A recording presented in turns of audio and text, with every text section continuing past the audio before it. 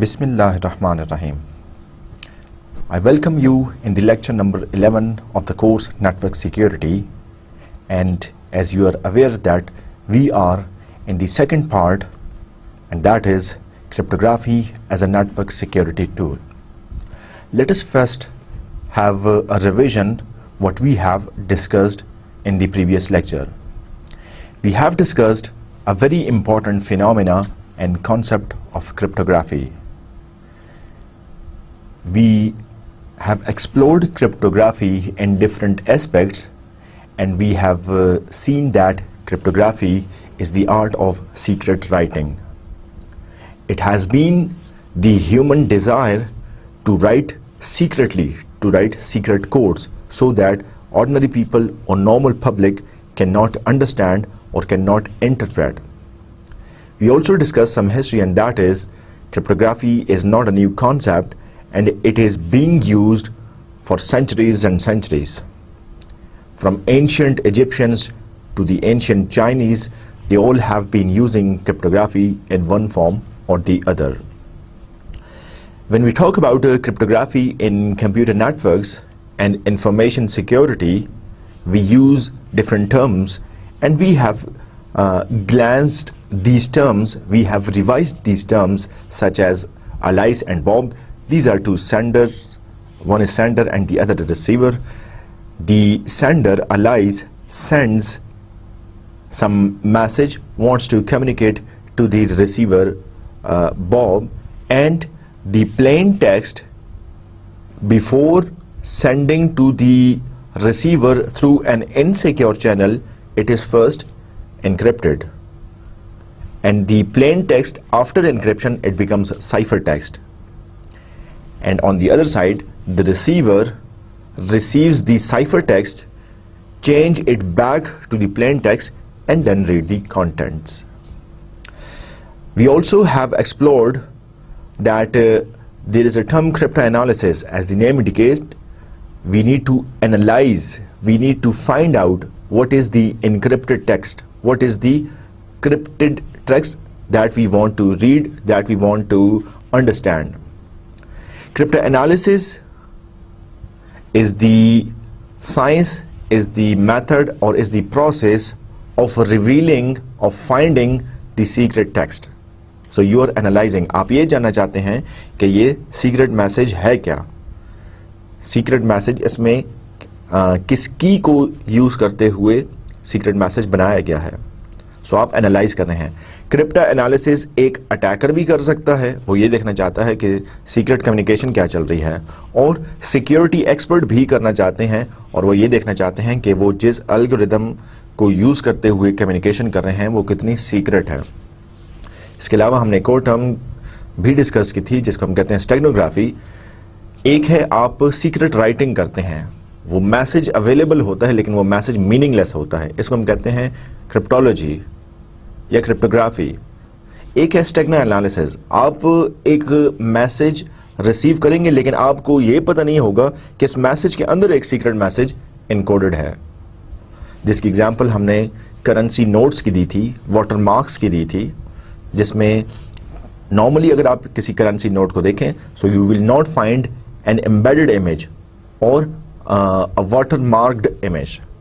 But when you do some further investigation, when you put your currency note towards a light, you will be able to see that there is another image that is hidden in the currency note. So this particular thing is called steganography. So you hide the existence of the message. You hide the existence of the message. Cryptography, it does not hide the message, it encrypts the message. Difference यही है cryptography और steganography में कि यहाँ पे message नज़र आ रहा है लेकिन मीनिंगलेस है. स्टेगनोग्राफी में मैसेज नज़र ही नहीं आ रहा. And we have seen that you can embed a secret message inside an image, you can embed a secret image inside an image.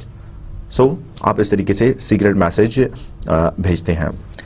हमने ये भी बात की कि इनक्रिप्शन क्या चीज़ है, इनक्रिप्शन और एनसाइफरमेंट और डिक्रिप्शन या डिसाइफरमेंट. सो प्लेन टेक्स्ट को की इस्तेमाल करते हुए जब उसको साइफर टेक्स्ट में चेंज कर दिया जाता है तो हम कहते हैं कि एनक्रिप्शन हुई है, और रिसीवर साइड पे साइफर टेक्स्ट पर सेम की अप्लाई करते हुए जब उसको डीक्रिप्ट किया जाता है तो हम इसको कहते हैं ये डीक्रिप्शन है या डीसाइफरमेंट है। इसके अलावा हमने क्रिप्ट एनालिसिस पर 4 टाइप्स के अटैक भी डिस्कस किए थे, and we have seen that there is plain text attack, there is chosen text attack. So हमारे पास different types के attack हैं that we also discussed in the previous lecture. More precisely, the important point that we discussed in the previous lecture are the exact definition or the exact concept of what cryptography is. So the very basic definition of cryptography says that you have got a plain text, you use a key, and after applying the key on the plain text, it becomes a ciphertext. And inversely, you apply the same key on the ciphertext and it is converted back to the plain text. So that was the simplest description of what cryptography is. Another way of defining cryptography was, you have got a plain text, you apply the process of encryption, and you get a ciphertext, and that ciphertext is then transported or transmitted through an insecure channel. The same ciphertext is decrypted, decipherment is applied, and you can receive back a plain text. Another way of defining cryptography was, you have got 2 legitimate users, senders, Alice and Bob, and Bob want to send a message to Alice, so he can only send a message by using cryptography techniques if Bob is using a key. So you can see that a key has been used on the plain message, hello Alice. That plain message has become a ciphertext, and as we can see that the message is there, the ciphertext is there, but it is meaningless for anyone to intercept, to understand. Only Alice, she will be able to understand the message. Why? Because she has got the key, and she will deploy the same key and she will retrieve back the original message.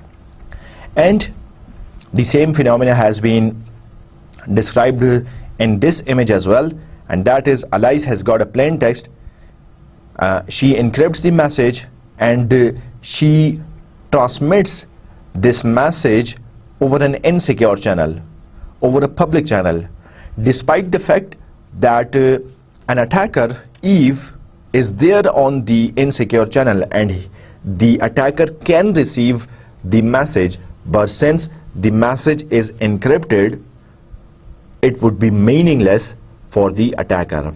And on the receiving side, Bob will receive the message, Bob will decrypt the message, and then it is converted, the ciphertext is decrypted and the original text is retrieved. So that was the concept of cryptography, and we have explored that in different dimensions. Let us first have a look what we are going to study in today's lecture. So we will talk about 3 dimensions of cryptography. We will also explore cryptanalysis and brute force attacks, how a secret message is broken, how a secret message is revealed, because you cannot claim that that your algorithm or your secret message will remain secret. But remember, attackers are always there, the cryptanalysts, they are always there, and they want to break the code, they want to know the key, and they want to know the secret. More interestingly, we will have an example of classical ciphers, and we will see substitution cipher, an example of cryptography, and another example, that is transposition cipher which is another example of cryptography. So the objectives of today's lecture are, hopefully by the end of today's lecture, you would be able to deploy and to use a basic cryptography technique to encrypt the message. Yes, आज के lecture के इख्तिताम पर आप इस काबिल होंगे कि अपना एक सीक्रेट मैसेज बना सकें, अपनी एक स्कीम, अपनी एक मेथडोलॉजी बनाएं और अपने प्लेन टेक्स्ट पर वो क्रिप्टोग्राफी टेक्निक इस्तेमाल करके आप अपने प्लेन टेक्स्ट को साइफर टेक्स्ट बनाने के काबिल हो जाएंगे। नॉट ओनली दिस, बट इसके अलावा हम ये भी एक्सप्लोर करेंगे कि आज के लेक्चर के एंड पर आप इस काबिल होंगे कि एक सीक्रेट मैसेज को देखकर आप उसको ब्रेक करने की भी प्रैक्टिस करेंगे और हम देखेंगे कि उसको किसी सीक्रेट मैसेज को कैसे ब्रेक किया जा सकता है। So let's begin. क्रिप्टोग्राफी और cryptographic systems, they are categorized along 3 independent dimensions. जब आप क्रिप्टोग्राफी की बात करते हैं तो आपको 3 एस्पेक्ट्स देखनी है, या दूसरे अल्फाज में आप ये कहें कि जब भी आप क्रिप्टोग्राफी की बात करेंगे सो आपने 3 चीजें इंश्योर करनी है। You have to make sure that these 3 dimensions, they are there in a cryptographic scheme, and these 3 dimensions, they are independent of each other। मतलब ऐसे नहीं है कि आपने एक चीज पहले इंप्लीमेंट की है या डिप्लॉय की है और वो दूसरे पर डिपेंडेंट है, या बीच वाली जो डायमेंशन है वो फर्स्ट वन पर या बॉटम वन पर डिपेंडेंट है। ये तीनों इंडिपेंडेंट हैं। सो इसकी स्ट्रेंथ या वीकनेस इसको मैटर नहीं करेगी, इसकी स्ट्रेंथ या वीकनेस जो है वो बॉटम को मैटर नहीं। So they are independent of each other, but together they form a cryptographic system, and a good cryptographic system must have all these 3 dimensions in it. The first one is type of operations used for transforming plain text to cipher text. Purpose हमारा है encryption का। Encryption क्या है कि आप plain text को cipher text बनाएं। आपने ऑपरेशन कौन सा यूज किया है, आपने क्या प्रोसेस यूज किया है, आपने क्या एल्गोरिदम यूज किया है जिसकी वजह से आपका प्लेन टेक्स्ट एक साइफर टेक्स्ट बना है। ये ऑपरेशन, ये प्रोसेस, ये मेथड, ये एल्गोरिदम जितना स्ट्रांग होगा, जितना टेक्निकली साउंड होगा, इतना ही आपका साइफर टेक्स्ट सेफ होगा और ये अनब्रेकेबल होगा। सो ये बहुत मैटर करता है कि आपने टाइप ऑफ ऑपरेशन कौन सा यूज किया। हमारे पास ढेर सारी टाइप्स ऑफ ऑपरेशंस हैं, आगे हम देखेंगे इसकी मजीद डिटेल में। The number of keys used, आपने एक एल्गोरिदम डिजाइन किया है जो कि एक प्लेन टेक्स्ट को साइफर टेक्स्ट में तब्दील करता है। प्लेन टेक्स्ट को साइफर टेक्स्ट में तब्दील करने का एल्गोरिदम किसी की को यूज करेगा। मेथड क्या है, वो की क्या है। जिस तरह आप घर पे या ऑफिसेज की या किसी भी डोर के लॉक की बात करते हैं, ठीक है, सो हमारे पास डिफरेंट किस्म के लॉक्स हैं और हर लॉक के लिए मुख्तलिफ किस्म की कीज हैं। सो लॉकिंग करना, डोर को लॉक करना एक टाइप ऑफ ऑपरेशन है। की कौन सी है, उसकी मुख्तलिफ कीज हो सकती हैं और आप देख सकते हैं कि कुछ लॉक्स हैं, फ्लिप लॉक हैं, उसकी कीज अलग हैं। कुछ चाइनीज मेड लॉक्स हैं जिनको हम मोस्टली यूज करते हैं। कुछ जो है वो डिजिटल लॉक्स हैं जिसमें आप 4 डिजिट पिन यूज करते हैं और वो डोर ओपन होता है। सो कीज कौन सी यूज होती हैं हमने ये देखना है अपनी क्रिप्टोग्राफी में। कंप्यूटर साइंस की जब हम बात करते हैं और इंफॉर्मेशन सिक्योरिटी या नेटवर्क सिक्योरिटी की बात करते हैं तो हम भी कीज यूज करते हैं। ये कीज यूजुअली 2 टाइप्स की होती हैं, या आप सिंगल की इंक्रिप्शन यूज करते हैं या आप 2 की इंक्रिप्शन यूज करते हैं। मजीद डिटेल अगली साइड में हम डिस्कस करेंगे। और the way in which the plain text is processed, आपके पास एक पूरा लेट्स से ढेर सारा डॉक्यूमेंट है, एक प्लेन टेक्स्ट है जिसको आपने साइफर टेक्स्ट में तब्दील करना है। आप कैसे प्लेन टेक्स्ट को साइफर टेक्स्ट में using your algorithm and using your की इनक्रिप्ट करेंगे? क्या आप लाइन बाय लाइन जाएंगे, क्या आप वर्ड बाय वर्ड जाएंगे, क्या पूरे के पूरे डॉक्यूमेंट को उस एल्गोरिदम में फीड करेंगे और एल्गोरिदम जो है वो एंड पे आपको एक साइफर टेक्स्ट दे देगा? सो ये भी मैटर करता है। तो जब भी आप कोई क्रिप्टोग्राफिक सिस्टम डिजाइन करने की बात करें, so you have to remember these 3 dimensions. Let us have a look on these 3 dimensions in more detail. The first one is type of operation used for transforming plain text to cipher text. आपने क्या operation perform किया जिसकी वजह से आपका plain text cipher text में तब्दील हो गया। यूजुअली हमारे पास दो किस्म की एनक्रिप्शन एल्गोरिदम्स हैं। मोस्ट केसेस में ज़्यादा टाइप्स भी हो सकती हैं, लेकिन जो वाइडली यूज्ड हैं वो दो तरह के हैं। एक है सब्स्टिट्यूशन और दूसरा है ट्रांसपोजिशन। सब्स्टिट्यूशन और ट्रांसपोजिशन। सब्स्टिट्यूशन में क्या होता है? In which each element in the plain text is mapped into another element. आपके प्लेन टेक्स्ट में कोई अल्फाबेट है, कोई वर्ड है, कोई करैक्टर है, कोई ग्रुप ऑफ बिट्स हैं, कोई लेटर्स हैं, दे आर सब्स्टिट्यूटेड। ये मुतबादिल कोई इनका करैक्टर होता है, आप वो यूज करते हैं, आप सब्स्टिट्यूट कर लेते हैं। आप एक एलिमेंट की जगह कोई दूसरा एलिमेंट यूज कर रहे हैं। फॉर एग्जाम्पल आप कहते हैं कि मेरे टेक्स्ट में हर ए को मैं लेटर नंबर या डिजिट नंबर 4 से रिप्रेजेंट करूंगा। हर अल्फाबेट ए को मैं लेटर नंबर 4 से रिप्रेजेंट करूंगा और अल्फाबेट बी को मैं लेटर नंबर 5 से रिप्रेजेंट करूंगा। ठीक है, सो आपने A B C D and so on, इसको आपने सब्स्टिट्यूट कर लिया 4 5 6 एंड सो ऑन। सो ये है सब्स्टिट्यूशन मेथड। याद रखिएगा, सब्स्टिट्यूशन में प्लेन टेक्स्ट का हर एलिमेंट या प्लेन टेक्स्ट का हर bit, alphabet, character is substituted in another element और then you get the cipher text. जबकि ट्रांसपोजिशन में, जैसा कि नाम से जाहिर है, पोजीशन ट्रांसपोर्ट कर दी जाती है, पोजीशन चेंज कर दी गई है।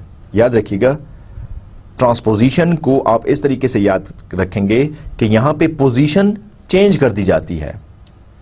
इस एन्क्रिप्शन की क्रिप्टोग्राफी सिस्टम में, या अगर आप एक क्रिप्टोग्राफिक सिस्टम बना रहे हैं जिसमें आप ट्रांसपोजिशन यूज कर रहे हैं, ट्रांसपोजिशन ये होगी कि आपका हर एलिमेंट किसी दूसरे एलिमेंट से रिप्रेजेंट नहीं होगा, बल्कि अपनी पोजीशन चेंज कर देगा। सिंपली अपनी पोजीशन चेंज कर देगा। सब्स्टिट्यूशन में आपने हर एलिमेंट को किसी दूसरे एलिमेंट के साथ रिप्रेजेंट किया है। जैसे कि मैंने एग्जांपल दी, A would be represented as 4, B would be represented at 5 and so on. जबकि ट्रांसपोजिशन में you change the position. For example आपका एक सीक्रेट वर्ड है एनिमी, ENEMY। ठीक है, सो आप इसको ट्रांसपोजिशन कर लेंगे। फॉर एग्जांपल आप ENEMY को आप कि ये जो हर अल्फाबेट्स है इसकी आप पोजीशन चेंज कर देते हैं। फॉर एग्जांपल आप Y को पहले ले आएंगे, M को सेकंड पे ले आएंगे। सो मतलब जो लास्ट अल्फाबेट्स हैं उसको आप फर्स्ट नंबर पे ले आएंगे। सो आपने रीऑर्डरिंग कर दी, आपने रीअरेंजमेंट कर दी। इसको हम कहते हैं transposition. So you change the position of the elements in the plain text. You rearrange the position of the elements in the plain text to obtain a cipher text. Another important point to remember here is that whatever type of operation you perform, substitution or transposition, you need to make sure that the original information is not lost. आपका purpose ये है, आपका objective ये है, आप कोई भी cryptographic system design करें, आपने इस एम के साथ डिजाइन करना है कि आपकी ओरिजिनल इंफॉर्मेशन ये लॉस्ट ना हो और ये हमेशा अवेलेबल रहे। और डिसाइफरमेंट के बाद, डीक्रिप्ट करने के बाद आपको वापस ओरिजिनल मैसेज रिसीव हो। ऐसा ना हो कि आपने डिक्रिप्शन की है और आपने जो क्रिप्टोग्राफिक सिस्टम बनाया है वो ऐसा कॉम्प्लिकेटेड है या उसमें कुछ ऐसी फ्लॉज हैं जिसकी वजह से ओरिजिनल टेक्स्ट कंप्लीटली रिट्रीव नहीं हो सका। सो आप ऐसा क्रिप्टोग्राफिक सिस्टम नहीं बनाएंगे, बल्कि you will aim to design a cryptographic system so that at the end there is no information lost, no information is lost. जिसको आप दूसरे अल्फाज में ये कह सकते हैं कि ऑल ऑपरेशंस आर रिवर्सिबल। सो अगर आपने एक इंफॉर्मेशन इनक्रिप्शन का अप्लाई किया है, सो आप जो है वो डीक्रिप्ट करें तो वापस आपको ओरिजिनल मैसेज हासिल हो जाए।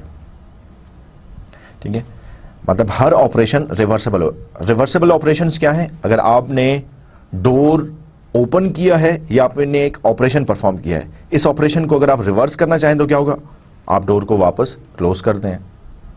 ठीक है, कुछ ऑपरेशंस रिवर्सिबल नहीं होते। ठीक है, फॉर एग्जांपल आपने एक ऑपरेशन परफॉर्म किया, आपने पानी पी लिया, अब ये पानी पी लेना ये ऑपरेशन रिवर्सिबल नहीं है। ठीक है, घड़ी आपकी टिक टिक करके आगे चलती जा रही है, टाइम गुजरता जा रहा है, टाइम रिवर्सिबल नहीं है। ठीक है, जबकि मैं अगर एक स्लाइड क्लिक करता हूं और अगली स्लाइड पे जाता हूं, ये ऑपरेशन रिवर्सिबल है कि मैं अपनी वापस I can come back to the slide. So cryptographic system में आपने ऐसे तरीके से एक ऑपरेशन परफॉर्म करना है कि आप उसको रिवर्स कर सकें, और ऑब्वियसली रिवर्स करने का मतलब यही होगा कि you retrieve back the original message. And most systems referred to as product systems involve multiple stages of substitutions and transpositions. जो modern cryptographic schemes की अगर आप बात करें या more strong cryptographic systems की आप बात करें, so वो सिर्फ substitution या transposition यूज नहीं करते, बल्कि वो इसकी combination भी यूज कर सकते हैं। वो more than one level of substitution और more than one level of transposition भी यूज कर सकते हैं।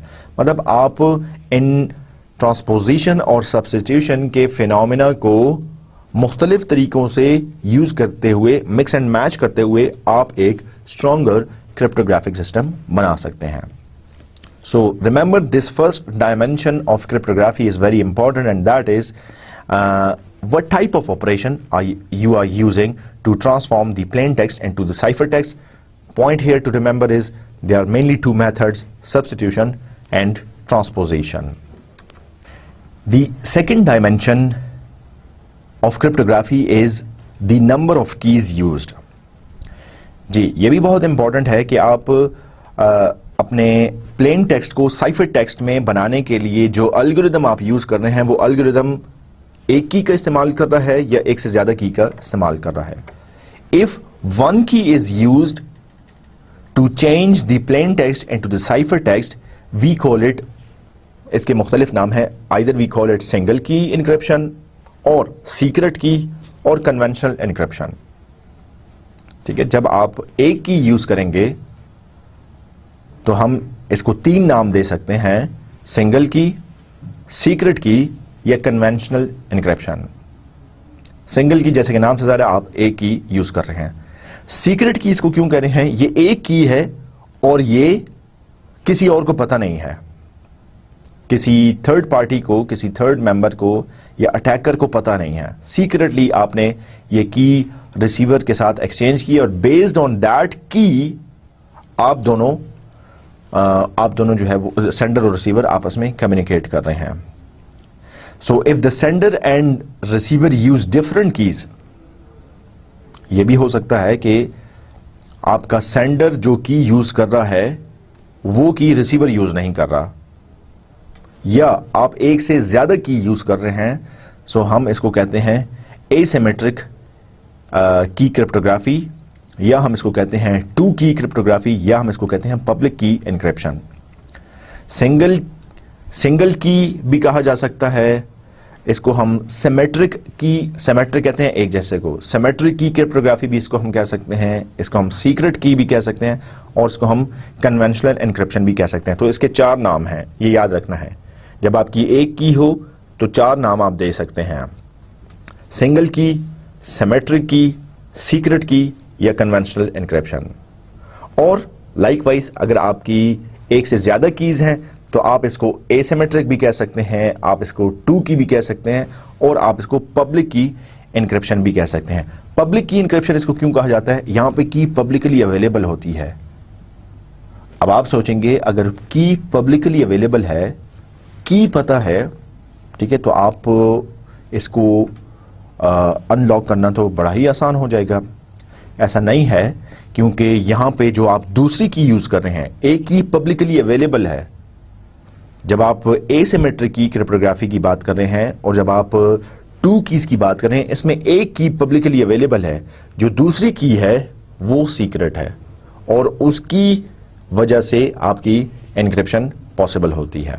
ठीक है, so the number of keys use is another important dimension of cryptography. So it's up to the designer, the developer of the cryptographic system, whether he or she want to go for single key or conventional encryption or public key encryption और asymmetric key cryptography. So ये आपके पास दो methods हैं, दोनों ही ठीक हैं, दोनों के अपने pros and cons हैं, दोनों के अपने advantages और disadvantages हैं, ठीक है, दोनों ही use की जा सकती हैं और दोनों they both have appeared as a very sound cryptographic systems and have been practically deployed and used in computer systems and information security.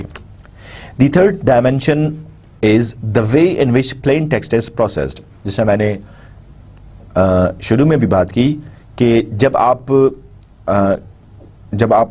कोई एल्गोरिदम डिज़ाइन कर रहे हैं जिसमें सिंगल की या टू कीज़ का फिनोमेना आप यूज़ करके इंक्रिप्शन कर रहे हैं, अब यहाँ पे आपकी क्रिप्टोग्राफिक सिस्टम प्लेन टेक्स्ट को साइफर टेक्स्ट में कैसे कन्वर्ट कर रहा है? क्या line by line cipher text में तब्दील हो रहा है, या वर्ड बाय वर्ड हो रहा है, या पूरे का पूरा पैराग्राफ बाय पैराग्राफ हो रहा है, बिट बाय बिट हो रहा है, एलिमेंट बाय एलिमेंट हो रहा है? सो ये डायमेंशन भी क्रिप्टोग्राफिक सिस्टम में देखी जाती है. So the block cipher processes the input one block of elements at a time, producing an output block for each input block. So मतलब आपने इनपुट दिया और इसने आउटपुट दिया. आइदर आप एक एलिमेंट एक अल्फाबेट दे रहे हैं और वो आउटपुट प्रोड्यूस कर रहा है, जैसा मैंने कहा अर्लियर एग्जांपल दी कि a would be represented as 4. So you have given a and output में जो साइफर टेक्स्ट मिलेगा वो 4 निकलेगा. You give an input b और उसके बाद जो आउटपुट निकलेगी वो होगा लेटर या डिजिट नंबर 5. सो ये है एलिमेंट बाय एलिमेंट या बिट बाय बिट या वर्ड बाय वर्ड. आप ये भी हो सकता है कि आप पूरे का पूरा टेक्स्ट इसको ब्लॉक साइफर को दे दें और वो आउटपुट प्रोड्यूस करे. मतलब आप कहते हैं दी अटैक दी एनिमी टुनाइट. अब ये पूरी आपने सेंटेंस, पूरी आपने लाइन दे दी है और आपने इस अपने क्रिप्टोग्राफिक सिस्टम को दिया और वो अकॉर्डिंगली इसकी आउटपुट प्रोड्यूस कर रहा है. सो दोनों ही मेथड्स चल सकते हैं, आप दोनों ही इसमें यूज़ कर सकते हैं. Either you can go for producing an output block for each input block, आप ऐसे भी कर सकते हैं, या आप स्ट्रीम साइफर प्रोसेसिंग भी कर सकते हैं. आपने पूरी स्ट्रीम दी और उसके अगेंस्ट पूरी स्ट्रीम आउटपुट के तौर पर प्रेजेंट हो गई. So these are 3 dimensions that must be there and that must be ensured whenever you or a security expert wants to create a cryptographic system. ठीक है. इन डायमेंशंस की एग्जांपल मैं ऐसे भी दे सकता हूं कि जब भी आप किसी बिल्डिंग की कंस्ट्रक्शन की बात करते हैं तो आप उसकी 3 डायमेंशंस की बात करते हैं. फॉर एग्जांपल आप कहते हैं कि बिल्डिंग का स्ट्रक्चर क्या होगा, सिंगल फ्लोर है, मल्टीपल फ्लोर्स है, ठीक है, इसमें एंट्रेंसेस जो हैं वो कितनी है वगैरह वगैरह. आप ये कहते हैं कि ये किन लोगों के लिए है, ठीक है, ये बिल्डिंग जो बनाई जा रही है वो किन लोगों के लिए है, क्या ये पब्लिक कैफ़े है, क्या ये यूनिवर्सिटी की बिल्डिंग है, क्या ये एक घर है, क्या एक ऑफिस है, ठीक है, तो लोग इसमें किस किस्म के आएंगे. सो जिस तरह एक बिल्डिंग की कंस्ट्रक्शन के डिफरेंट एस्पेक्ट्स हो सकते हैं, मुख्तलिफ डायमेंशंस हो सकती हैं और आप हर चीज़ का ख्याल रखते हुए एक बिल्डिंग बनाते हैं, बिल्कुल इसी तरह क्रिप्टोग्राफिक सिस्टम्स की ये 3 डायमेंशंस हैं और आप इन तीनों का ख्याल रखते हुए एक क्रिप्टोग्राफिक सिस्टम बनाते हैं. या दूसरे अल्फाज में ऐसे कहें कि जो भी क्रिप्टोग्राफिक सिस्टम्स अब तक बने हैं, डेवलप्ड हैं, एस्टैब्लिश्ड हैं और यूज़ किए जा रहे हैं, उनमें ये 3 डायमेंशंस मौजूद होती हैं. आइए मजीद बात करते हैं unconditional security versus computational security. Now you will be surprised to know that there are 2 types of security that can be incorporated. One is unconditional security. That is, whatever condition you bring in, the ciphertext will not be able to broken down. Ciphertext कभी breakable नहीं होगा. Yes, जो भी आप तरीके कर लें, ciphertext कभी भी breakable नहीं होगा. So the ciphertext cannot be broken no matter how much computer power or time is available. ठीक है. आपका मतलब क्रिप्टो एनालिस्ट इस साइफर टेक्स्ट पर बहुत ज़्यादा कंप्यूटेशनल पावर भी यूज़ कर ले, बहुत ज़्यादा प्रोसेसिंग भी कर ले, पूरा 1 साल लगा दे इसको ब्रेक करने का, 10 साल लगा दे, लेकिन वो कभी भी इसको ब्रेक नहीं कर सकेगा। ठीक है, हम कहते हैं अनकंडीशनल सिक्योरिटी है, इस पर कोई भी कंडीशन आ जाए ये सिक्योरिटी ब्रेक नहीं होगी। अगर ऐसे सिस्टम्स हैं तो ये सिस्टम्स बड़े ही फंटास्टिक हैं। And yes, I can tell you such type of systems exist where there is unconditional security deploy, and the only example of unconditional security available is OTP, one time passwords। जैसा कि नाम से जाहिर है, one time password, ये one time password आप इसकी daily life में एग्जांपल्स भी देखते हैं। ठीक है, जब आप कोई लॉगिन और पासवर्ड क्रिएट करना चाहते हैं किसी वेबसाइट पर, तो आपको इनिशियली एक पासवर्ड दिया जाता है। ये इनिशियल पासवर्ड सिर्फ एक दफ़ा के इस्तेमाल के लिए है, और एक दफ़ा अगर इस्तेमाल कर लिया, ठीक है, तो फिर ये दोबारा यूजेबल नहीं रहता। अब वन टाइम पासवर्ड की अगर आप एग्जांपल लें, ये अनकंडीशनल सिक्योरिटी इस तरीके से है कि ये पासवर्ड मेरे लिए था और मैंने इस पासवर्ड को यूज़ करके किसी वेबसाइट में लॉगिन करना था, और फिर मैंने वहाँ पे अपना परमानेंट एक अकाउंट क्रिएट करना था या परमानेंट पासवर्ड देना था। अब ये वन टाइम पासवर्ड अगर तो मैंने ही यूज कर लिया है और इसके थ्रू मैं लॉगिन हो गया हूं एज अ लेजिटिमेट यूजर, और मैंने अपना न्यू यूजर नेम और न्यू पासवर्ड क्रिएट कर दिया है, अब ये वन टाइम पासवर्ड दोबारा किसी के इस्तेमाल का नहीं है। अगर कोई अटैकर या क्रिप्टो एनालिस्ट इस पासवर्ड को मेरे बाद यूज करता भी है तो भी उसके किसी काम का नहीं है। उसको ये पासवर्ड मैं खुद भी दे दूं कि भाई ये लो इस्तेमाल करो, वो किसी इस्तेमाल कर रहेगा नहीं। क्यों? क्योंकि ये वन टाइम पासवर्ड है, ये ऑलरेडी एक दफा यूज हो चुका है, ये ऑलरेडी यूज हो चुका है। और दूसरे केस में अगर myself as a legitimate user, मेरे इस्तेमाल से पहले अटैकर ने इस पासवर्ड को इस्तेमाल करके वेबसाइट में लॉगिन कर लिया, और मैं एज अ लेजिटिमेट यूजर जब मैं लॉगिन करूंगा और वो लॉगिन नहीं हो पाएगा, तो वहीं से ही मुझे पता चल जाएगा कि ये पासवर्ड ऑलरेडी किसी ने यूज कर लिया है, और मैं फिर जो भी रेलेवेंट सिक्योरिटी मेजर है वो मैं अप्लाई करूंगा। सो इसको हम कहते हैं one time password. One time password की जो एक डेली लाइफ एग्जांपल हो सकती है वो आपकी सील्स हैं। सील से मुराद ये है कि आपने कोई नया इलेक्ट्रॉनिक डिवाइस लिया, आपने मोबाइल सेट लिया, आप देखते हैं कि मोबाइल सेट के स्क्रूज पर एक सील लगी होती है। ठीक है, वो सील क्या रिप्रेजेंट कर रही है? वो सील ये रिप्रेजेंट कर रही है कि ये हैंडसेट अभी तक खुला नहीं है। ठीक है, और जब भी वो हैंडसेट खुलेगा वो सील ब्रेक की जाती है। अगर वो सील ब्रोकन है, इसका मतलब ये कि ये हैंडसेट खुला है। So that seal is used only once. आपने सिर्फ एक दफा वो सील यूज की है, and that will be used only once. आप उस सील को दोबारा यूज नहीं कर सकते। So if seal is broken, this is telling you that the handset is open। so बिल्कुल इसी तरह आपका ये वन टाइम पासवर्ड है। वन टाइम पासवर्ड अगर आपने डायरेक्टली यूज किया है और वो पासवर्ड यूज करने के बाद आप परमानेंटली कोई दूसरा पासवर्ड या प्रोफाइल कंप्लीट कर सकते हैं, this means that you were the first one two use that password. ठीक है, वो सील ब्रोकन नहीं है। और अगर आपने वो वन टाइम पासवर्ड दिया और वो वन टाइम पासवर्ड न चला, इसका मतलब है कि सील ब्रोकन है, किसी ने ऑलरेडी ये पासवर्ड यूज किया हुआ है और आप जो है वो इस पर मजीद एतमाद नहीं कर सकते। So that is unconditional security. ठीक है, अब आप वन टाइम पासवर्ड को ब्रेक करने के लिए आप भले सारी जिंदगी लगा दें, ठीक है, उसको ब्रेक करने का कोई फायदा नहीं है, क्योंकि आप उसको दोबारा यूज नहीं कर सकते हैं। आप उस पर जितनी ज्यादा कंप्यूटेशनल एफिशिएंसी लगा दें, आप जो दुनिया के फास्टेस्ट तरीन कंप्यूटर आप अगर वो भी उस पर लगा दें, तब भी आप उसको ब्रेक नहीं कर सकते, क्योंकि उसका फिनोमिना ऐसा है, वो डिजाइंड इस तरीके से है that you will not be able to break that up. So जब भी वन टाइम पासवर्ड की या अनकंडीशनल सिक्योरिटी की बात की जाए तो आपने जहन में ये रखना है, आपने एक सील की एग्जाम्पल जहन में रखनी है जो कि हमारे डिफरेंट इलेक्ट्रॉनिक्स डिवाइस पर होता है। The second one is computational security. Computational security जैसा कि नाम से ज़ाहिर है, अगर आप उस पर कंप्यूटेशन अप्लाई करें, if you apply computation on that thing, ठीक है, सो फिर वो ब्रेक हो सकता है. So computational security is dependent on time and on computational efficiency.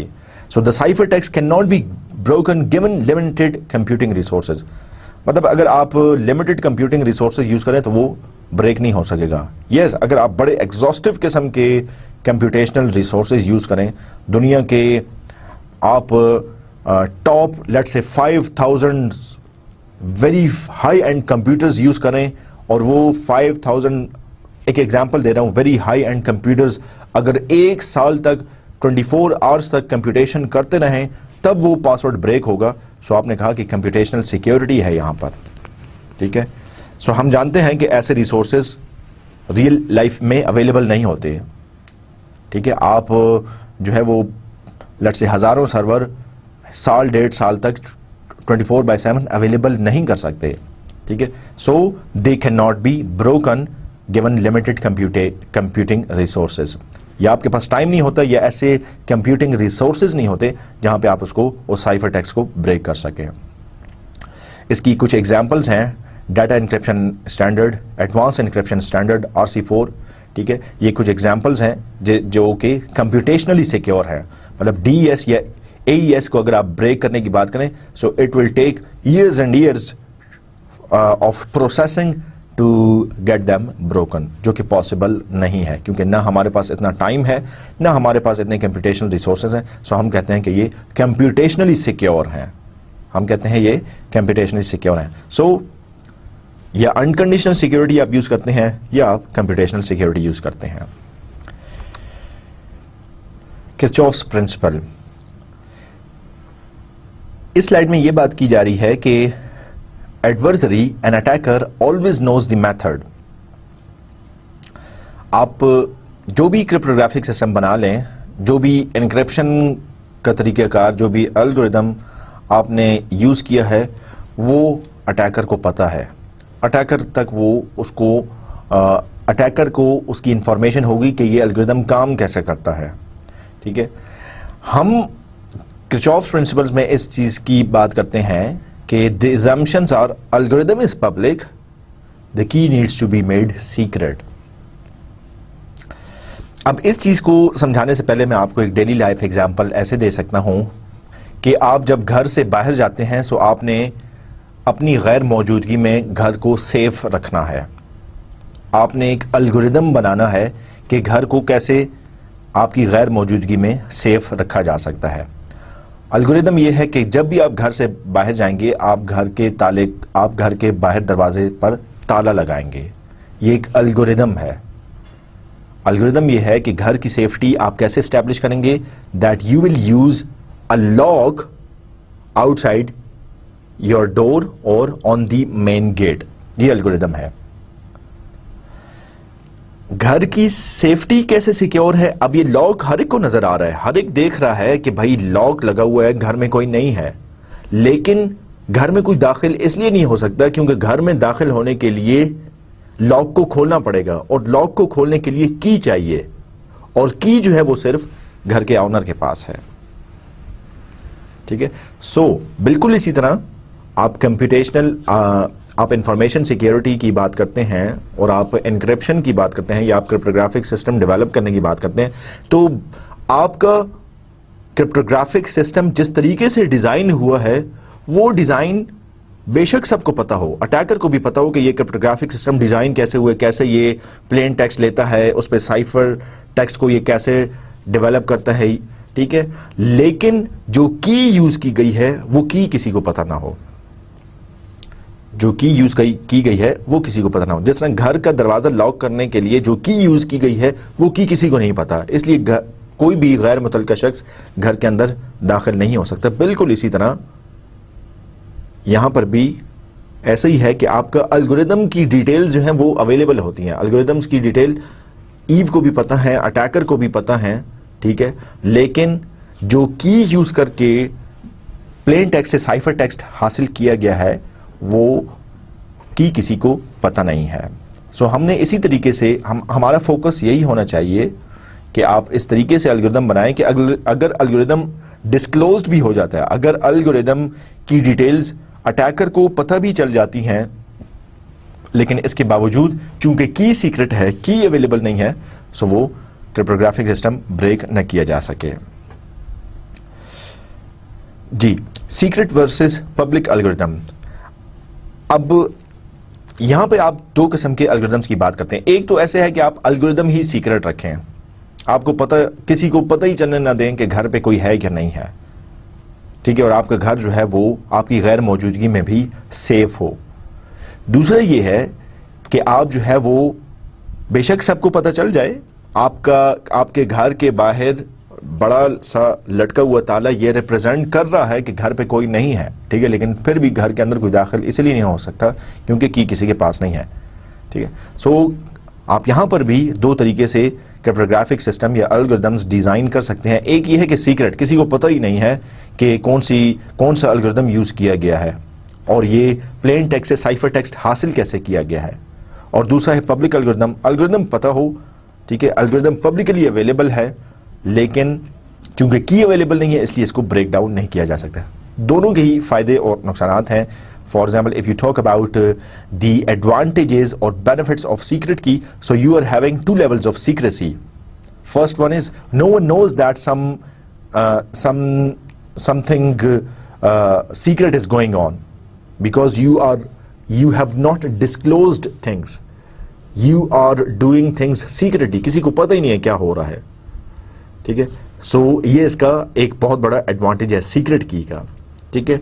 So nobody knows, एक ये एडवांटेज हो गया है, the eve does not know, और सेकंड एडवांटेज ये है कि that you can transmit your cipher text very safely and very securely. The second one is the public algorithm, and the benefits of having an algorithm public is it is peer reviewed. Peer reviewed का मतलब ये है कि आपने एक algorithm बनाया जो कि publicly available है और उसकी की सिर्फ जो है वो आपको पता होगी, या जो सेंडर और रिसीवर है उसको पता होगी, और आपने ये algorithm का डिजाइन पब्लिक कर दिया है। आप कहते हैं हाँ जी मैंने ये एल्गोरिथम डिजाइन किया, प्लीज इसको सारे देखो।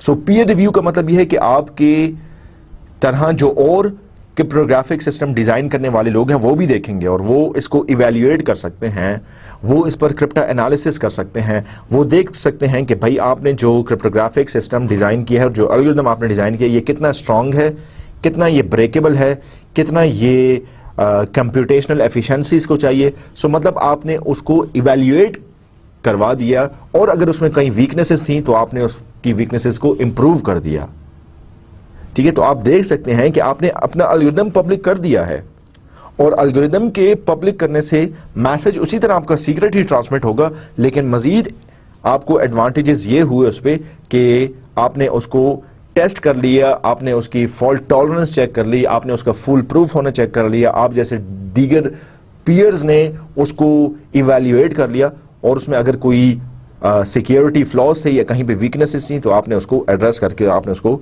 मजीद स्ट्रांग बना दिया। सो आप चाहें तो सीक्रेट एल्गोरिथम्स यूज कर सकते हैं, आप चाहें तो पब्लिक एल्गोरिथम्स यूज कर सकते हैं, and we have got examples where both secret algorithms and public algorithms are being used. Crypto analysis and brute force attacks.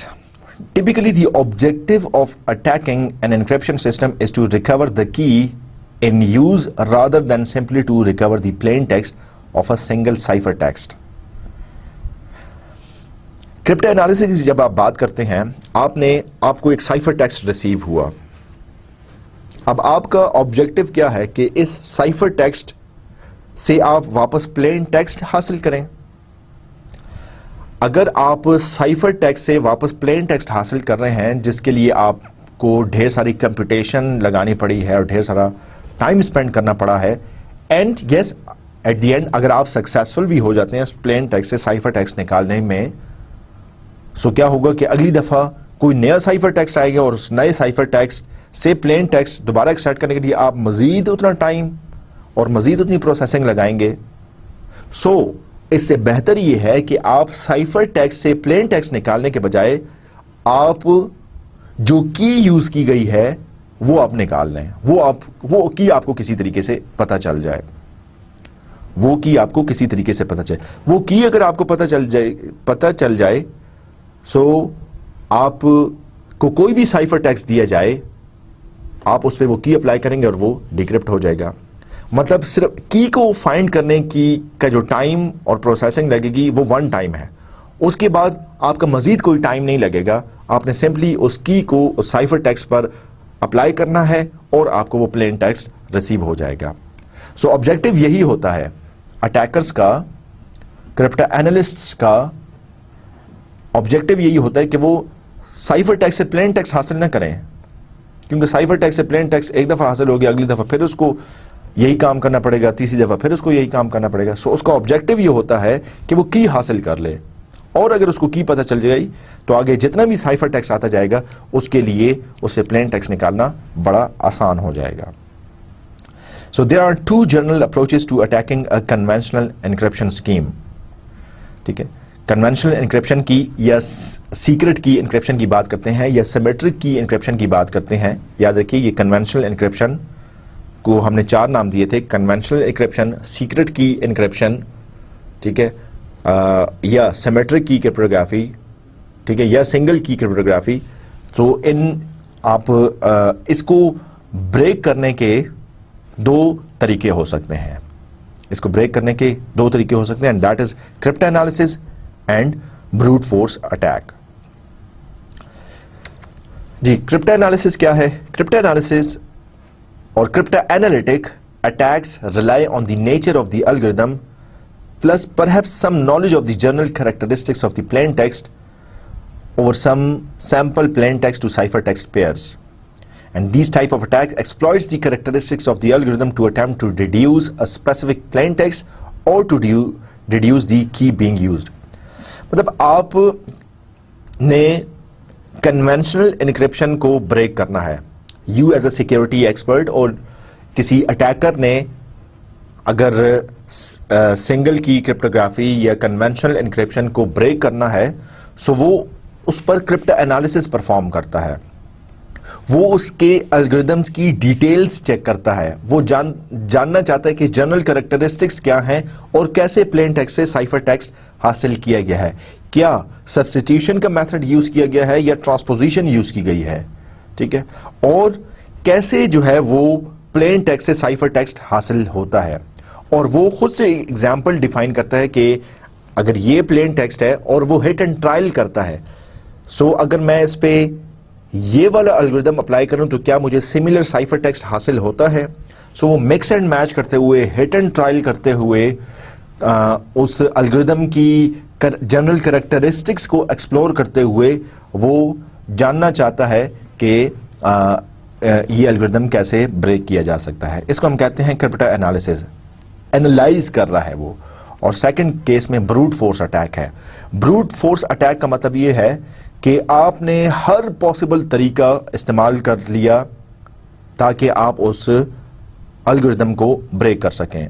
The attacker tries every possible key on a piece of cipher text until an intelligible translation into plain text is obtained.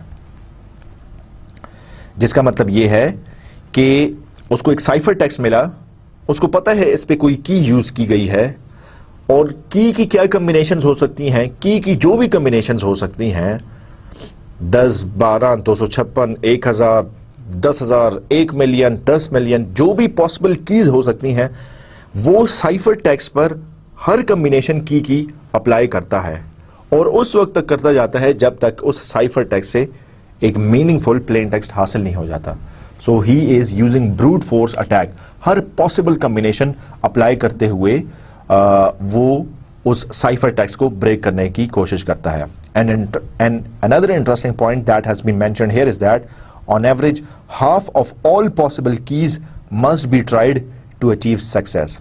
मतलब अगर आप 256 possible keys हो सकती हैं तो at least वो 128 keys जरूर apply करता है, या 128 keys, half of the keys उसको एटलीस्ट ट्राई करनी पड़ेंगी ताकि उसके बाद जो है वो मीनिंगफुल प्लेन टेक्स्ट उसको हासिल हो।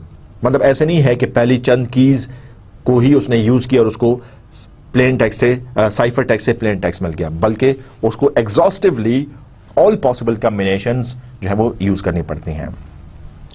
ब्रूट फोर्स अटैक के बारे में कुछ इंटरेस्टिंग फैक्ट्स यहां पर मेंशन हैं. Try every possible combination until you find the result. Okay, that sounds good, but अगर की का साइज 32 बिट है, ठीक है, तो उसकी जो पॉसिबल कीज बन सकती हैं वो 2⁻32 हैं. ठीक है, अगर हम इमेजिन करते हैं कि फॉर एग्जांपल अगर की का साइज 3 है, ठीक है, तो की का साइज 3 हो तो पॉसिबल कॉम्बिनेशंस क्या बनती हैं 2⁻3. की का साइज 4 है तो पॉसिबल कॉम्बिनेशंस बनती हैं 2⁻4. ठीक है, अगर आप इसको बिट्स में भी कन्वर्ट करें, ठीक है, तो इसकी पॉसिबल कॉम्बिनेशंस क्या बनेंगी 2⁻3 की. ठीक है, 101010 00110011 और 0000111. तो मतलब आप हर पॉसिबल की आप अप्लाई करते हैं. सो हर 3 बिट की के लिए आपकी पॉसिबल कॉम्बिनेशंस बनेंगी 8. इसी तरह अगर की का साइज है 32, सो आपकी पॉसिबल कॉम्बिनेशंस बनेंगी 2⁻32, जो कि वैल्यू आपके पास आती है 4.3 इंटू 10⁻9. अब अगर एक की को यूज करने पर आपका टाइम लगता है, डिक्रिप्ट करने पर आपका टाइम लगता है फॉर एग्जाम्पल 2⁻31 माइक्रोसेकंड. ठीक है, तो आपको सारी पॉसिबल कीज अप्लाई करने के लिए आपको जो टाइम लगेगा वो है 35.8 मिनट्स. 35.8 मिनट्स में 35.8 minutes is the time required at one decryption in microsecond.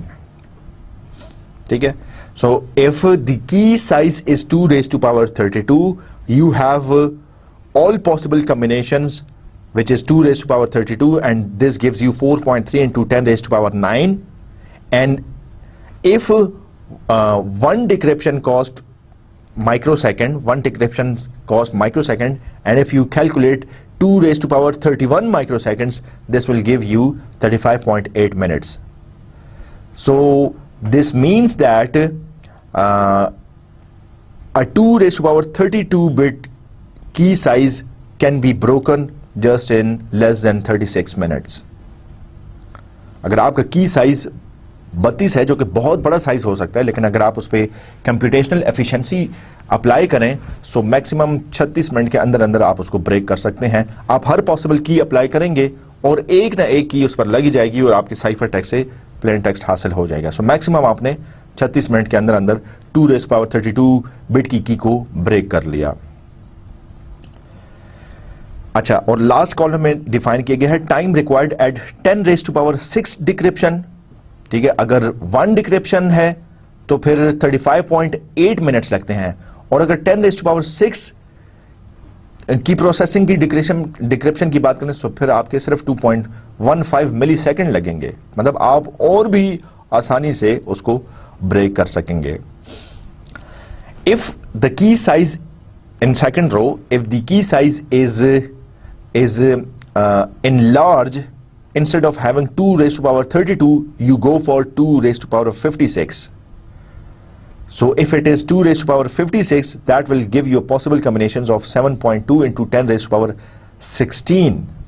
And if you calculate that, it will require at least 1200 or less than 1200 years to check all possible combinations.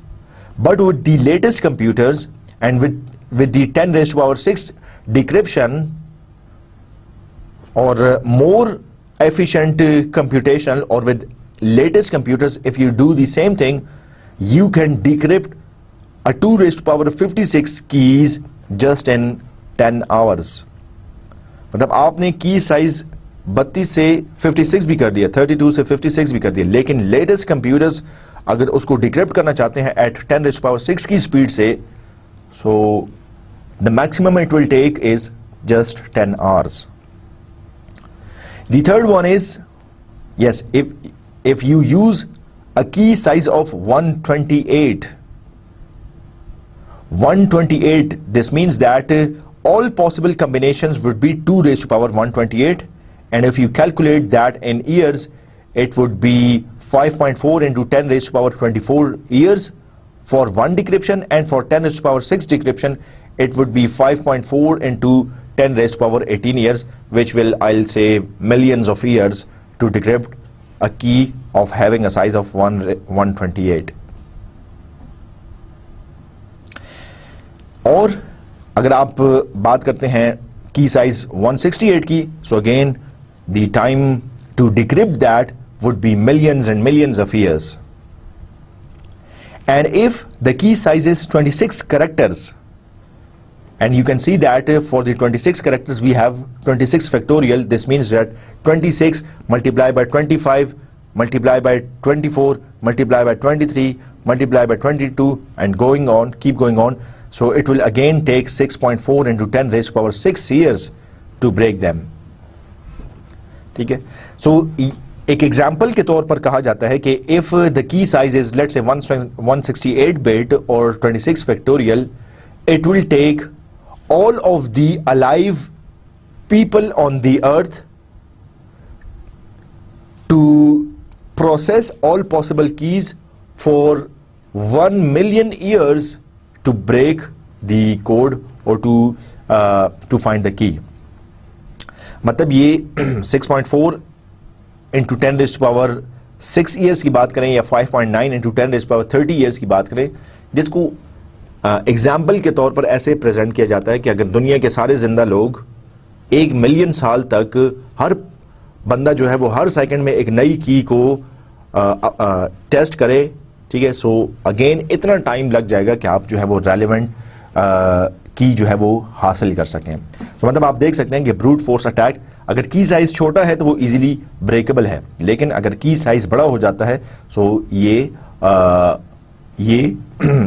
Computational security है कि आपके पास ना ही available time है और ना ही आपके पास available resources हैं कि आप इसको ब्रेक कर सकें.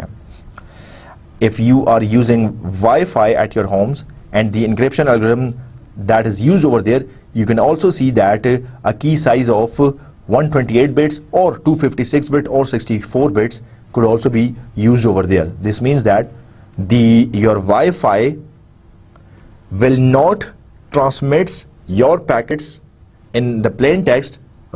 Instead, it will be encrypting the message using any key, and then it will be transmitting to the receiver.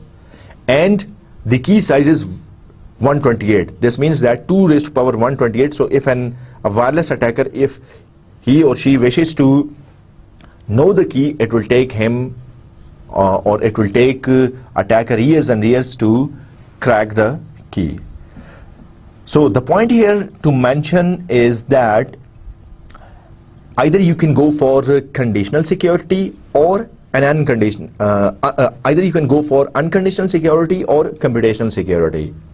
The unconditional security, we had explored an example of one-time password, and the computational security says that the key cannot be broken given available time and resources. And we have seen that how cryptanalysis can, or the cryptanalytics or the person who is doing cryptanalysis, how can he use two possible ways in order to know the key. One could be identifying, observing the general characteristics of the key, and the second one is brute force attack. And remember, the cryptanalysis and the brute force attacks, these two mechanisms or these two techniques to break the key are only applicable on single key encryption. You cannot use brute force attack or cryptanalysis on two key encryption or asymmetric key cryptography. Okay, so we have been talking about the algorithms. Let us have some more discussions on the concepts, and we will explore a basic example of a cryptography.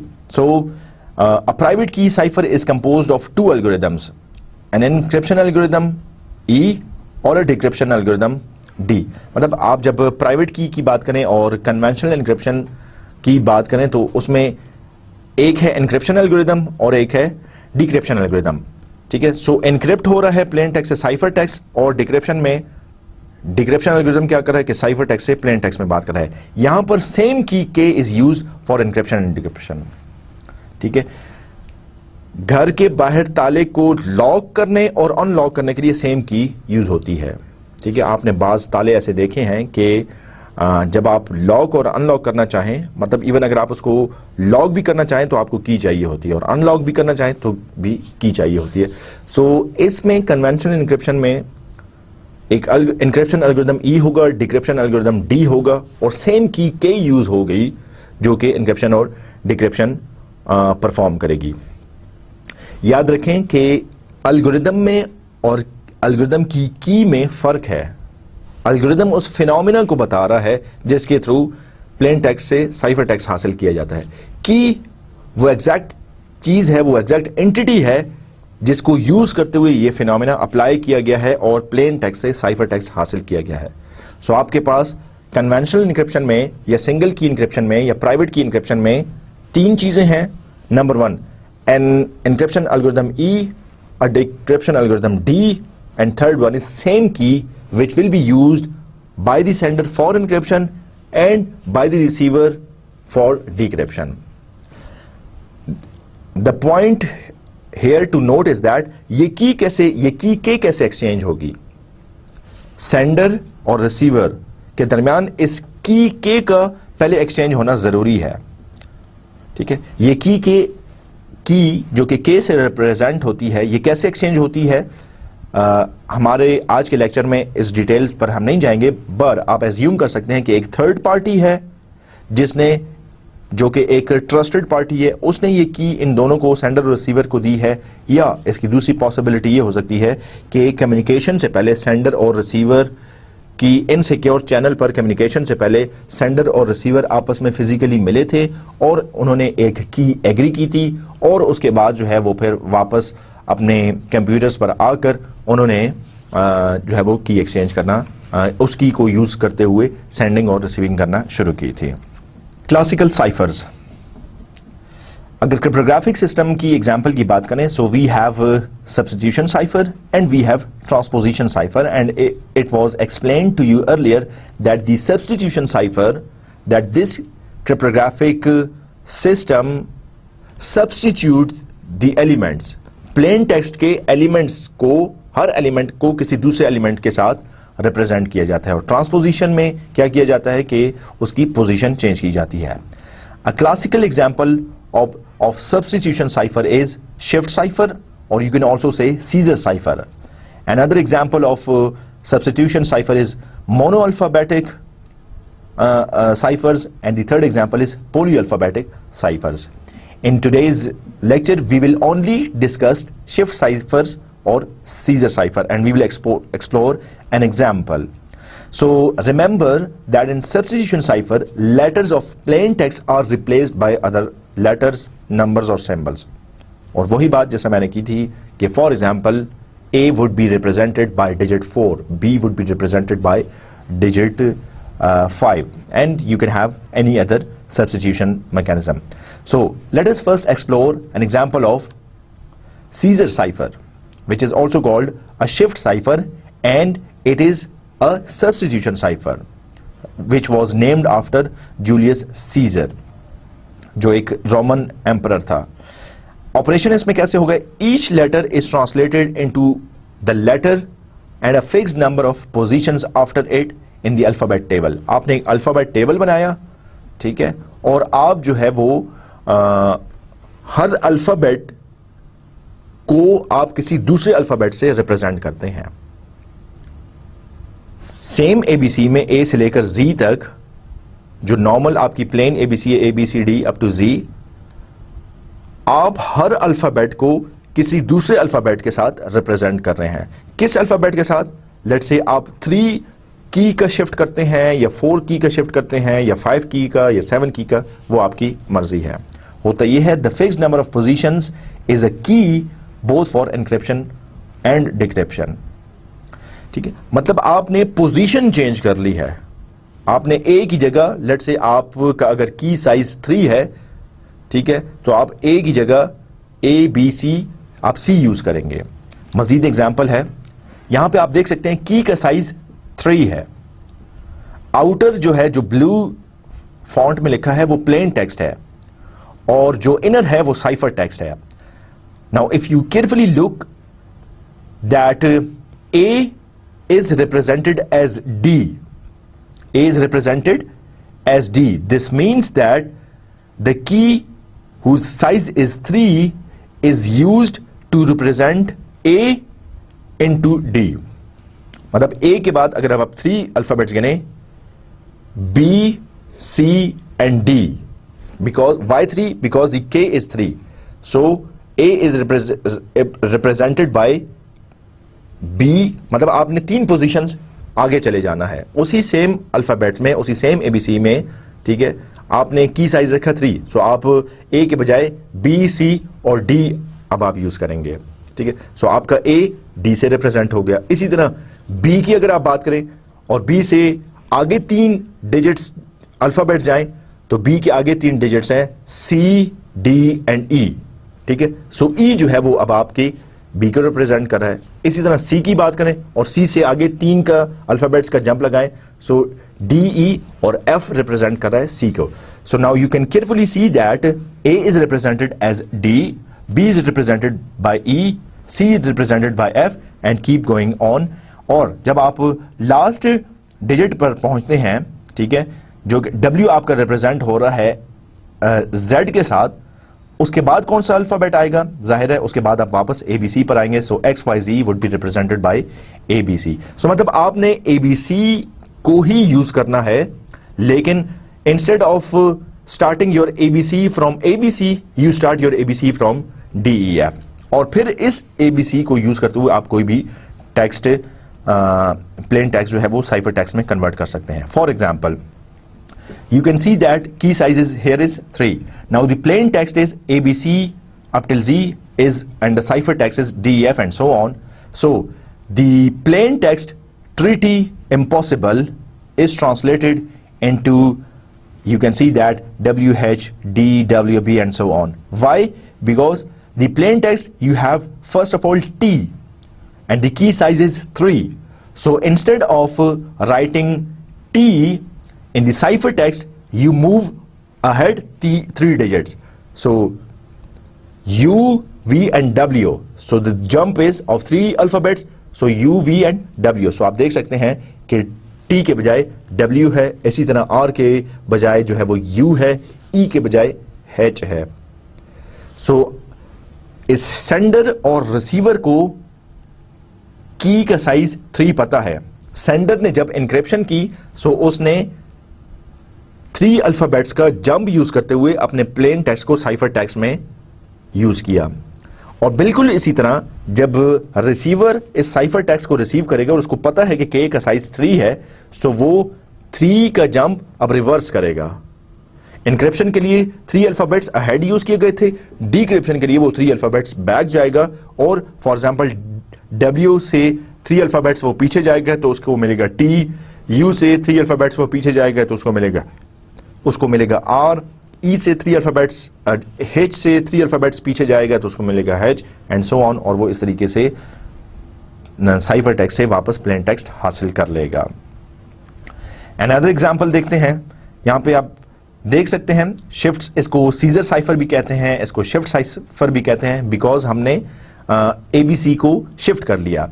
याद रखिए कि जरूरी नहीं है कि K का size 3 हो, K का साइज 5 हो सकता है, K का साइज 7 हो सकता है, K का साइज 13 हो सकता है। ये सेंडर और रिसीवर पर है कि वो K का साइज क्या डिसाइड करते हैं।